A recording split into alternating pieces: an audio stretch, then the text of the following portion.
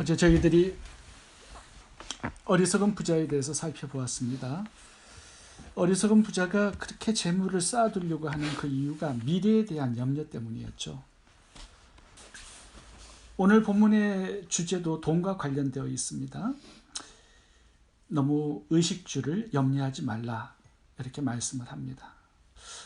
왜 우리가 염려를 하지 말아야 할지 몇 가지 이유가 오늘 본문에 나오는데요. 첫 번째는 하나님의 명령 때문입니다. 이 염려하지 말라라는 구절이 나올 때마다 항상 명령문으로 나옵니다. 염려하지 말라. 12장 22절도 보시면 오늘 본문이 명령문으로 시작을 합니다. 염려하지 말라. 그리고 염려하지 말아야 될 이유들을 설명하면서 이제 29절에서 결론적으로 말씀을 하시는데 그 결론도 봐보세요. 근심하지 말라는 것입니다.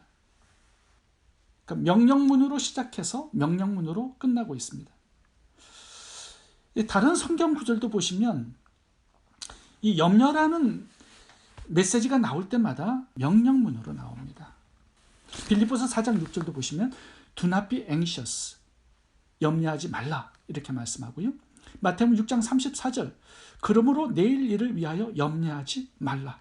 명령문입니다. 누가복음 10장 11절도 마찬가지예요. 몸을 위하여 무엇을 입을까? 염려하지 말라. 왜 염려하지 말라고 명령을 하시는 걸까요?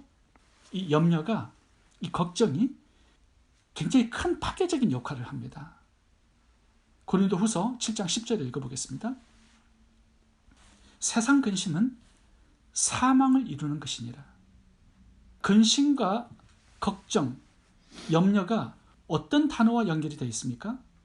죽음이라는 단어와 연결이 되어 있어요. 그러니까 하나님께서 염려하지 말라, 걱정하지 말라 이렇게 말씀하시는 이유는 그것들이 우리의 생명을 갉아먹기 때문입니다. 제가 헬라어로 이 염려라는 단어를 찾아보니까 메림나우라는 헬라어 단어를 썼는데요. 이 의미가 뭐냐 하면 나누다, 쪼개다, 도살하다. 이 도살하다라는 단어도 이 염려가 가지는 의미입니다. 그러니까 염려와 걱정이 우리의 마음을 지배할 때요. 하나님 관계를 쪼개어 나눕니다. 영적인 사망을 가져오죠. 우리의 생각과 정신, 이성, 육체까지 전부 다 죽이는 역할을 해요. 잠언서에 보시면 이 근심이 뼈를 상하게 만든다라고 얘기합니다. 그러니까 육체도 영혼도 정신도 다 죽여버리는 게 이 염려와 걱정의 역할이에요. 그러니까 하나님께서 중단하라고 명령을 하시는 거죠. 네가 죽기 때문에. 오늘 28절을 봐보시면 이 염려를 무엇과 연결시키냐 하면 믿음과 연결을 시키는데요. 내일 아궁이에 던지는 덜풀도 하나님이 이렇게 입히시거든 하물며 너희일까 보냐? 믿음이 적은 자들아. 그러니까 염려는 하나님을 믿지 못하기 때문에 생기는 것이다라고 설명해주고 있습니다. 하나님을 아버지로 믿으면 어떻게 먹고 사는 것을 염려할 수 있겠냐? 이렇게 말씀하는 거죠. 자녀들을 성실하게 돌보시는 그 하나님 아버지로 믿지 않아요. 그러니까 막 염려가 생기고 내가 인생의 문제를 해결하려고 노력을 하게 되는 겁니다. 염려는 믿음을 죽이고 우리의 영적 생명을 죽이고 하나님 관계를 나누어 쪼개고 죽이는 역할을 한다라는 것입니다. 그래서 조심하라는 것이죠. 마태복음 13장 22절을 보시면 이제 성도가 영적으로 성장을 하고 열매를 맺어야 되는데 그걸 가로막는 역할을 하는 것이 염려라고 말씀합니다. 마태복음 13장 22절 가시떨기에 뿌려졌다라는 것은 말씀을 들으나 세상의 염려와 재물의 유혹에 말씀이 막혀 결실하지 못하는 자요. 하나님의 말씀도 죽여버립니다. 뭐가? 세상의 염려가. 영적으로 성장도 못하고 열매도 맺지 못하게 만들어요. 이 기운을 막는다라고 말씀하지 않습니까? 이 파괴적인 역할만 한다라는 거죠. 사망을 가져와요. 그래서 주님께서 베드로전서 5장 7절에 보시면 너희 염려를 다 주께 맡겨라 이렇게 말씀합니다. 맡겨라 나에게. 네가 가지고 있지 말고 네가 가지고 있는 한 사망을 불러오니까 이 사망을 cast out, 던져버리라는 거예요. 맡기라는 거예요. 빌립보서에 보시면 아무것도 염려하지 말고 오직 모든 일에 기도와 간구로 너희 구할 것을 감사함으로 하나님께 아뢰라. 염려거리, 근심거리를 기도거리로 바꾸라고 말씀합니다. 여기에 우리의 소망이 생기는 거죠. 하나님께서 역사하시는 거죠. 우리의 염려를 다루어 주시는 거죠. 우리의 생명을 붙들어 주시는 거죠. 우리가 지속적으로 영적으로 성장할 수 있도록 기운을 북돋아 주시는 거죠. 염려를 하나님께 맡기라 말씀합니다. 염려거리를 기도거리로 바꿀 수 있기 바랍니다. 우리가 또 염려하지 말아야 될 이유가 하나님께서 돌보시기 때문이다 말씀합니다.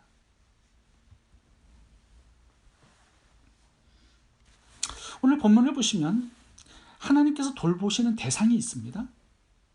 동물, 식물. 하나님의 관심, 하나님의 사랑, 돌봄의 대상이 하나님께서 창조하신 동물과 식물에까지 미치고 있어요. 이것을 비교하면서 우리 성도들을 하나님의 자녀라고 말씀하면서 하나님께서 아버지로서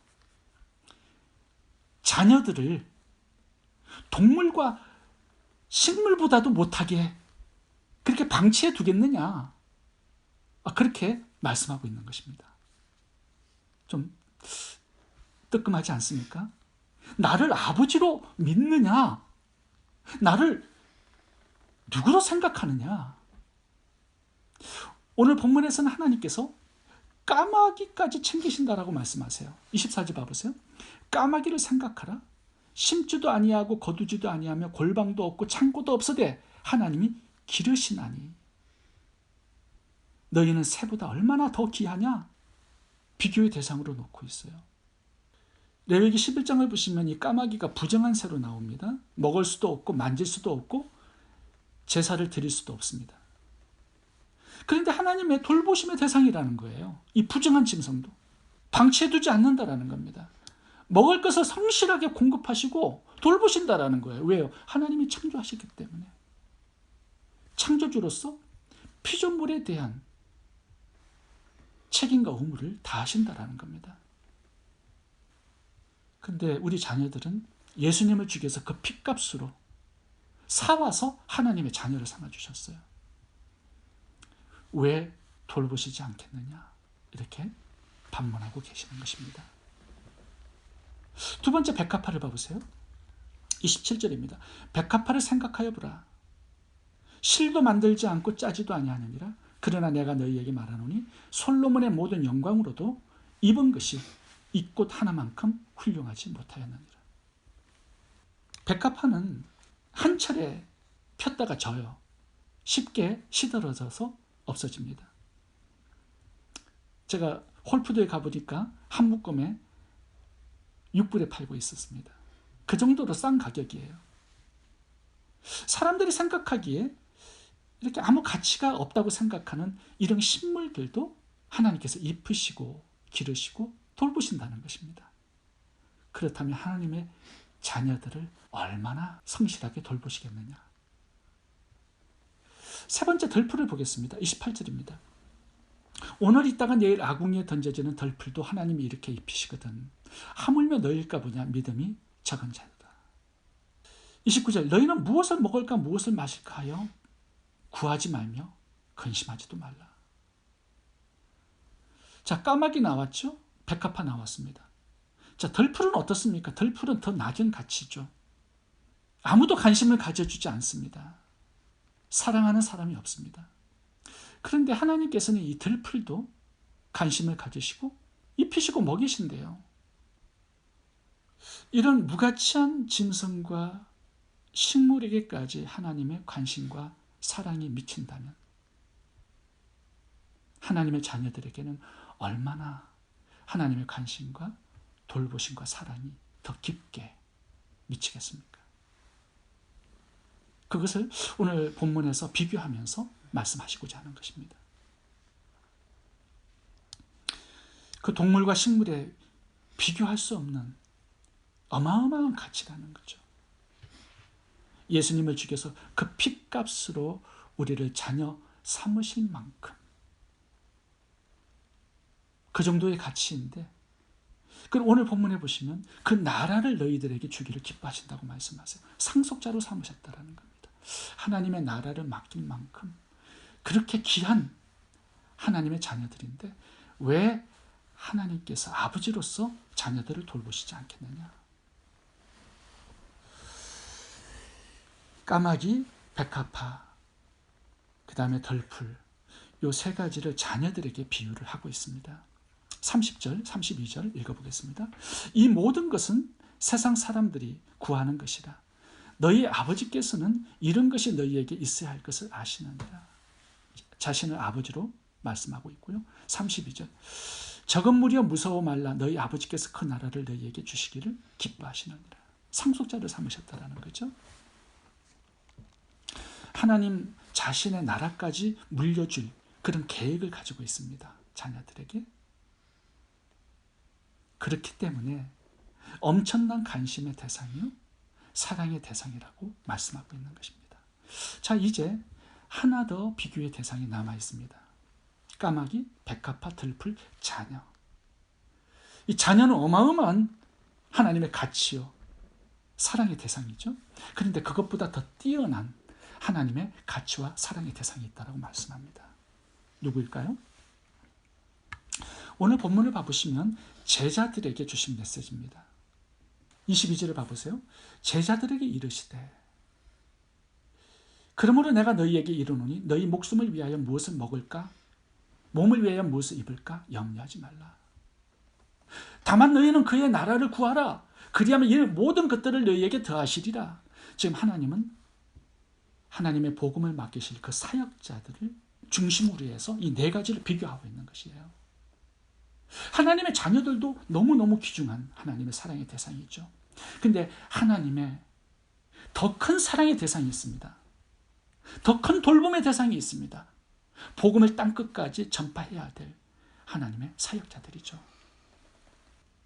이 제자들을 향하여서 주님께서 말씀하시면서 너희는 이 모든 것들보다 더 큰 나의 사랑의 관심의 대상이다. 그러므로 의식주를 너무 염려하지 말라. 이렇게 말씀하고 있습니다. 다만 그의 나라를 구하라.